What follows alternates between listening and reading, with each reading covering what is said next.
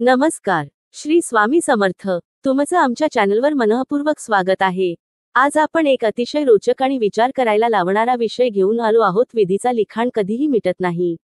आयुष्यात येणाऱ्या अडचणी, संधी, आनंद आणि दुःख या सर्वांचा आपल्यावर कसा परिणाम होतो आणि नियतीच्या लिखाणाची आपल्याला कशी अनुभूती येते, यावर चर्चा करूया. या प्रवासात आपल्याला विधीच्या अपरिहार्यतेचं आणि आपल्या कर्माचं महत्त्व समजेल. चला तर मग सुरू करूया आजचा अनोखा प्रवास आणि जाणून घेऊया विधीच्या लिखाणाचे रहस्य.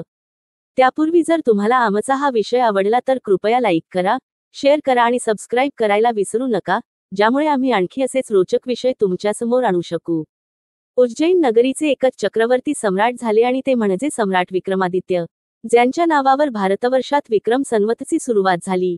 राजा विक्रमादित्य अत्यंत पराक्रमी, विद्वान, कुशल प्रजापालक, पुण्यात्मा धर्मजित होते. ते आपल्या प्रजेला पुत्राप्रमाणे प्रेम करीत आणि रात्री वेश बदलून आपल्या प्रजेच्या हालचाली जाणून घेण्यासाठी नगरात फिरत असत. अशाच एका वेळी राजा विक्रमादित्य वेश बदलून अर्ध्या रात्री नगरात फिरायला निघाले.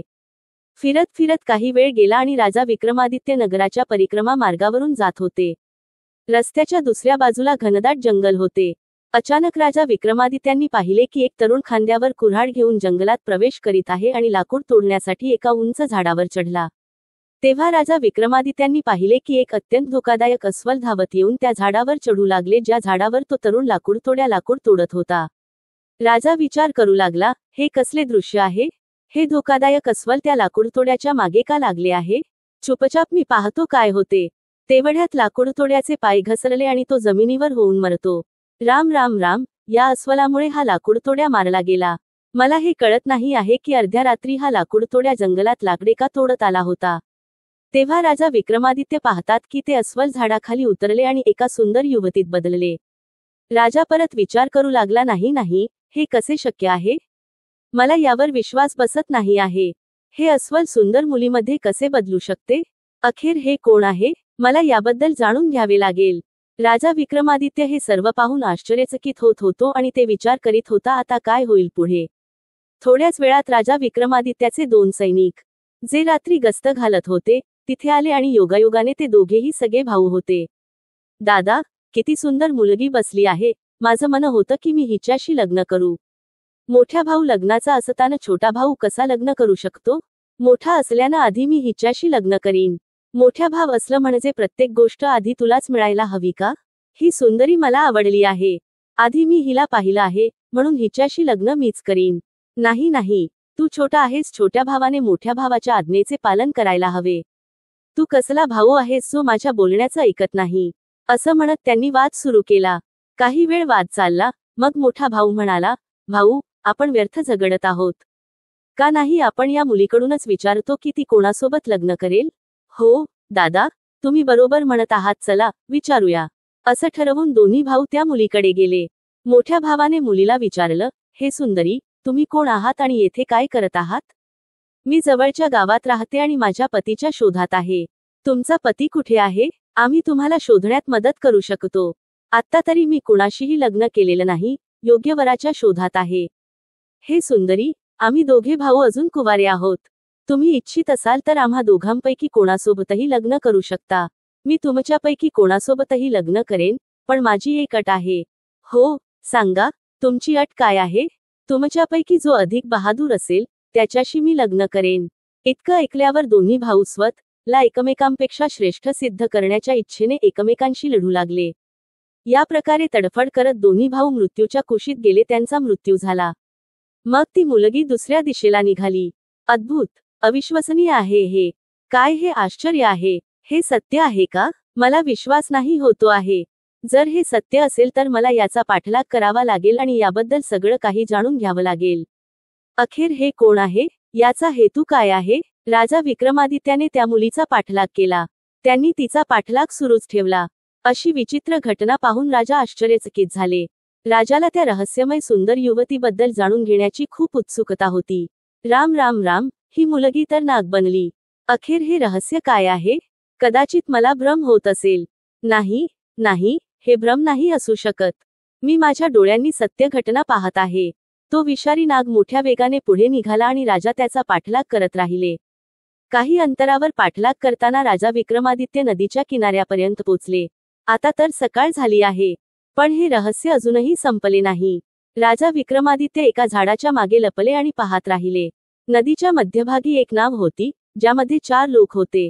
राजा विक्रमादित्य पाहतात की तो विषारी नाग त्या नावेच्या दिशेने जात आहे. नागाला पाहताच नावेतील लोक घाबरले आणि जीव वाचवण्यासाठी नदीत उड्या मारल्या. त्यातील एक जण, जो नाव चालवत होता, पोहायला शिकलेला होता, त्यामुळे तो पोहत नदीच्या किनाऱ्यावर आला. परंतु 3 लोक, ज्यांना पोहता येत नव्हते, ते नदीत बुडून मरण पावले. नंतर राजा विक्रमादित्य पाहतात की तो नाग नदीच्या बाहेर येतो आणि नदीच्या किनाऱ्याने पुढे जातो.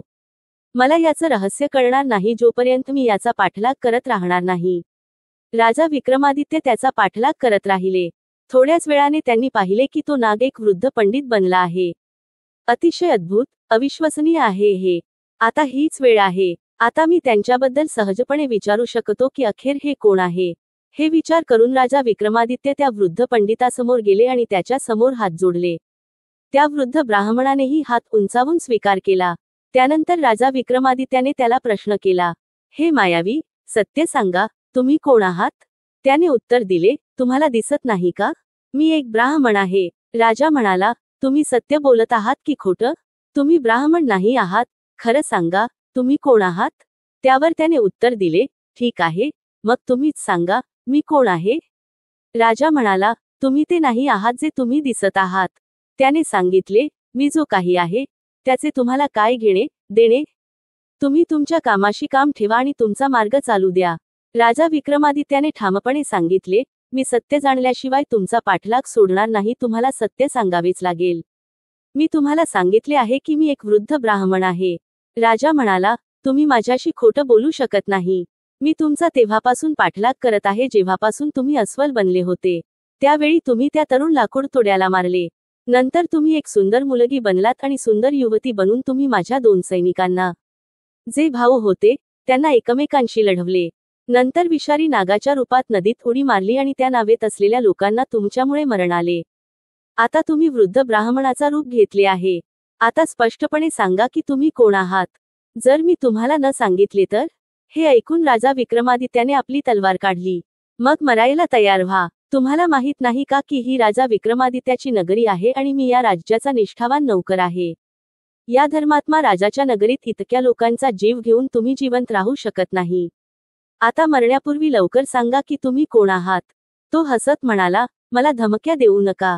मला माहित आहे की ही महाप्रतापी सम्राट विक्रमादित्याची राजधानी आहे. आणि मला हेही माहित आहे की तुम्हीच विश्वप्रसिद्ध सम्राट विक्रमादित्य आहात. तरीही एक गोष्ट लक्षात ठेवा की तुम्ही मला मारू शकत नाही, पण एक दिवस असा येईल की मीच तुम्हाला मरायला भाग पाडीन. राजा विक्रमादित्य विचार करू लागले, ज्याने या वेशातही मला ओळखले, तो कुठली छोटी मोठी व्यक्ती तर नाही असू शकत. माननीय, आता तुम्ही मला ओळखले आहे, तर कृपया सांगा की तुम्ही प्रत्यक्षात कोण आहात? त्याने उत्तर दिले, कोणीतरी सत्यच म्हटले आहे की या संसारात 4 प्रकारचे हठ प्रसिद्ध आहेत. राजहठ, बालहठ, त्रियाहठ आणि योगी हठ. तुम्ही राजा आहात आणि राजहठावर अडलेले आहात. माझे सत्य जाणल्याशिवाय तुम्ही मान्य करणार नाही, म्हणून मला सांगावेच लागेल की मी कोण आहे. हे राजन, लक्षपूर्वक ऐका, माझे नाव काल आहे. तुम्हाला माहित आहे की या संसारात जेवढे प्राणी जन्म घेतात त्यांची मृत्यू निश्चित आहे. म्हणून या भूमीला मृत्यूलोक म्हणतात. जेव्हा प्राणी आईच्या गर्भात येतो, तेव्हा त्याचे संपूर्ण अंग बनल्यानंतर, म्हणजे संपूर्ण शरीर बनल्यानंतर, त्याच्या आत आत्मा प्रवेश करते. त्याचवेळी त्याच्या मृत्यूचा वेळ, ठिकाण आणि परिस्थिती, म्हणजे मृत्यू कसा होईल, हे विधात्याने निश्चित केले जाते. हे राजन, तुम्हाला हेही माहित आहे की जगातील प्रत्येक प्राणीच्या जन्ममरणाचे लेखाजोखा चित्रगुप्ताकडे आहे. जेव्हा एखाद्या प्राण्याचा मृत्यूचा वेळ येतो, तेव्हा तो धर्मराजाला सूचित करतो. तेव्हा धर्मराज मला, म्हणजे कालाला आदेश देतात. तेव्हा मी मृत्यूलोक, म्हणजे पृथ्वीवर येतो. मला हे माहित असते की कोणत्या प्राण्याचा कोणत्या वेळी, कोणत्या ठिकाणी आणि कोणत्या परिस्थितीत मृत्यू होईल. मी त्या प्राण्याला निश्चित वेळेवर, निश्चित ठिकाणी नेतो किंवा पोहोचवतो, जिथे त्याचा मृत्यू निश्चित आहे, म्हणजे जिथे त्याचा मृत्यू निश्चित आहे आणि ज्या प्रकारे त्याचा मृत्यू लिहिला आहे, त्या ठिकाणी तशीच परिस्थिती तयार करतो.